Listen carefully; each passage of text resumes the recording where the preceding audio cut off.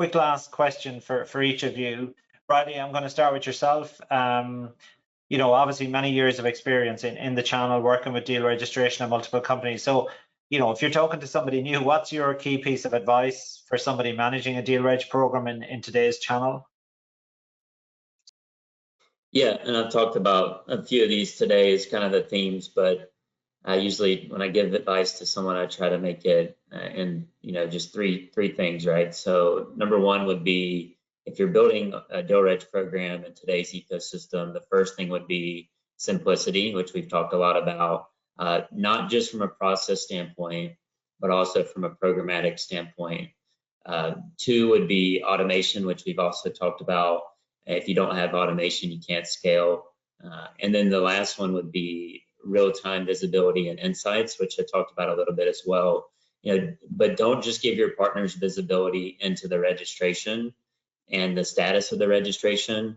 Give them additional insights that really helps them continue to be more successful inside of your program so that they can take advantage of it fully. And some examples of that would be giving them their approval rates quarter over quarter, or showing them deals that are coming up for expiration if you allow extensions to help make sure they don't lose those deals as well. So those are the three main things: simplicity, automation, real-time visibility, and insights. That's great. Yeah, no, super stuff, really. Thank you. And Matt, your one piece of advice to somebody planning to launch a deal registration program? Yeah, I would say, you know, prioritize a seamless user experience. You know, make that registration process as intuitive and as frictionless as possible. You know, and make sure you have really clear instructions and guidelines to ensure your partners know, you know, exactly what to expect and exactly how they need to work with the program.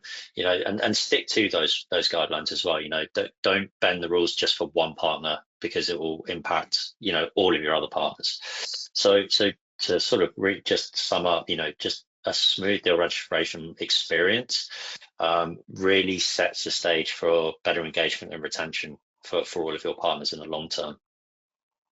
Okay, that's super. Matt, thank you very much. And Ken, last one to you. You've obviously been very successful in driving deal registration at Ninja.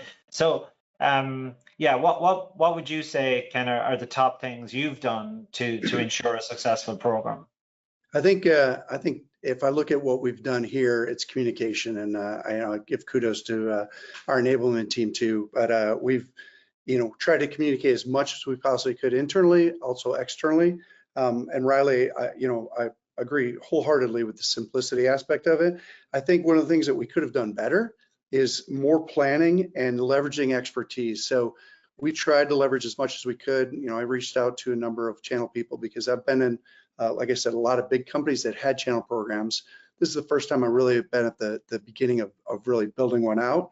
And you know, Channel Mechanics was a great resource because we were able to talk to you guys about what are other partners doing, how do you do it. As a matter of fact, Riley, I wrote down a couple of your visibility points. I'm like, oh, that's great. I actually need to go back and build some of that for our partners, you know, for them to start seeing some of the things that are going on from approval rates and things like that. So yeah, I think the communication and leveraging, you know, no sense in reinventing the wheel, right?